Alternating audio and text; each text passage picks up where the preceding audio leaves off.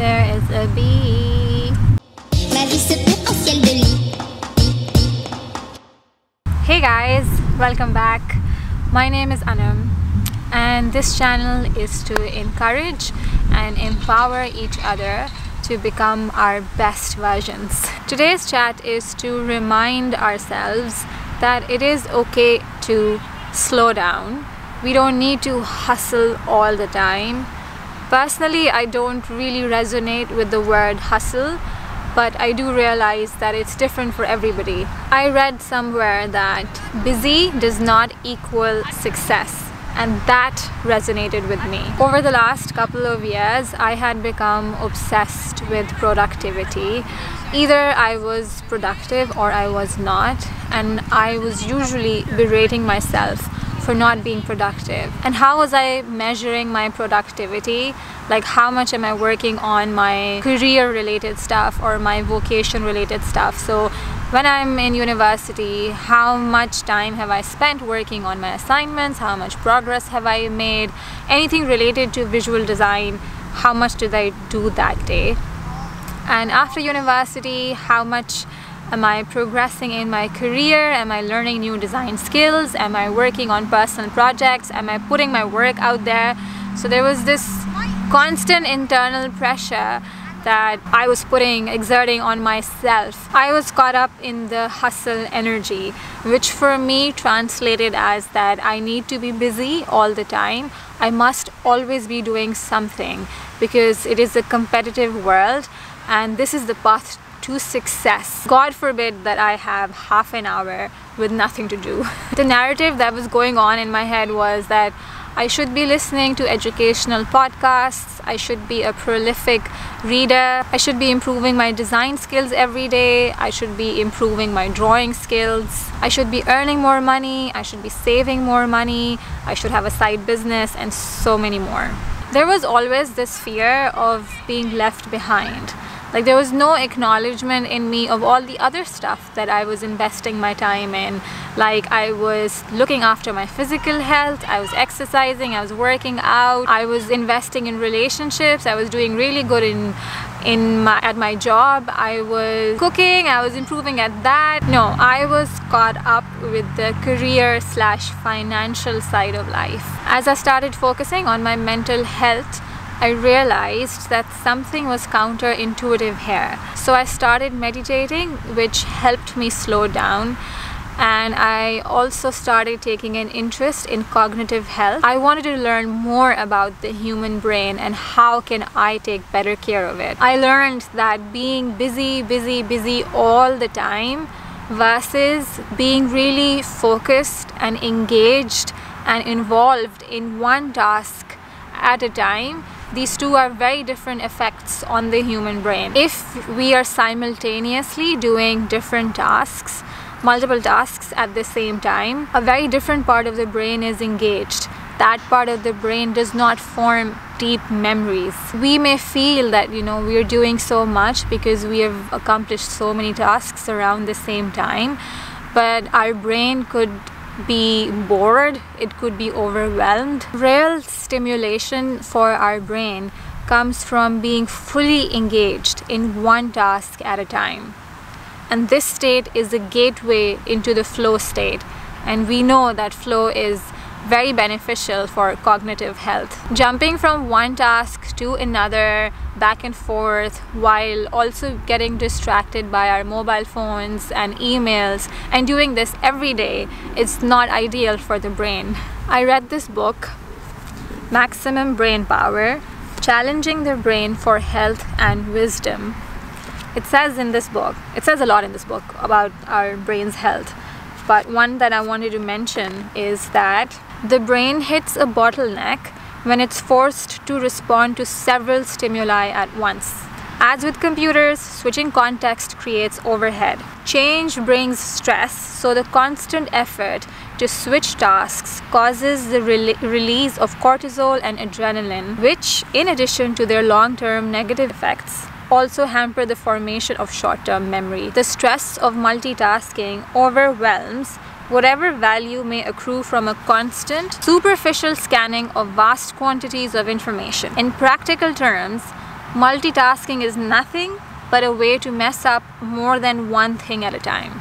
This book speaks a lot about how stress affects our brain health and how technology affects our brain health. Just generally the necessity to stimulate our brains with full engagement versus just superficial engagement. And I've mentioned this in earlier videos as well, that in terms of evolution, our brains are still in the hunter-gatherer world.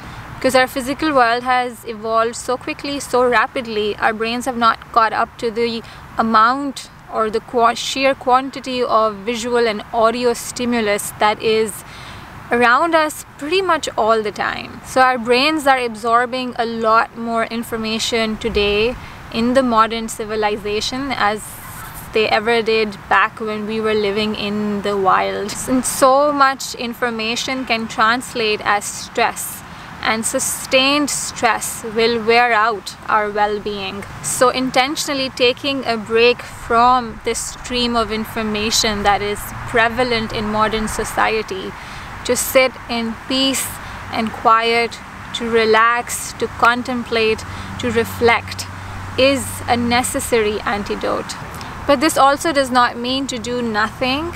Our brains are wired, they are inherently problem-solving machines, so we need to keep them stimulated with activities, with learning new skills, anything that will make you engaged in the moment through an activity, any activity that engages us fully, that we are learning from, that we are having fun doing. For me, I slowed down and started focusing on one thing at a time. For example, if I am reading a book, then my 100% attention is on the book. I am not thinking about my career, I'm not thinking about dinner, I'm not concerned with my phone. In addition, I negotiated with myself that it is okay to sometimes do nothing. This is not a race. Time is not running out. I heard Chris Martin say this once, and it just got etched in my brain, that life will find a way. And I found that really comforting. And this is true, because everything is meant to work. Everything is designed to work in perfect harmony with nature. Like, nature has its own rhythm, and if we connect ourselves with that rhythm, everything will work out. Life will find a way. If we trust this rhythm, things will automatically harmonize around us and our life purpose will unfold. There is a chapter in this book. The book is the Tao of Pooh. Taoism is basically an ancient Chinese philosophy. I believe this is also a religion. Tao means the way. The essence of the teaching is that everything around us in our life is working for us. Everything is an opportunity to appreciate and learn from. As we embrace this philosophy, we will flow with life without resistance. And this book speaks about Taoism through Winnie the Pooh. There is a chapter in here that talks about modern life's obsession with saving time and accomplishing as many things as possible. We all want to do as much as we can. We have our apps and our devices to assist us so we can save more time to accomplish other stuff. Even then, it feels that there's never enough time. We are caught up with this energy of doing all the time. However, if we consciously step out of this race, we can expand and grow wisely and deeply if we harmonize ourselves with the rhythm of nature. That comes with taking breaks in nature, in peace, away from the always being busy energy. I felt like writing some affirmations on this topic, so here it goes. It's okay to sit on the couch and just breathe. It's okay to go to a cafe without your phone. It's okay to be still and look outside the window. It's okay to sit in silence. It's okay to not multitask. It's okay to spend days having fun. It's okay to lose track of time.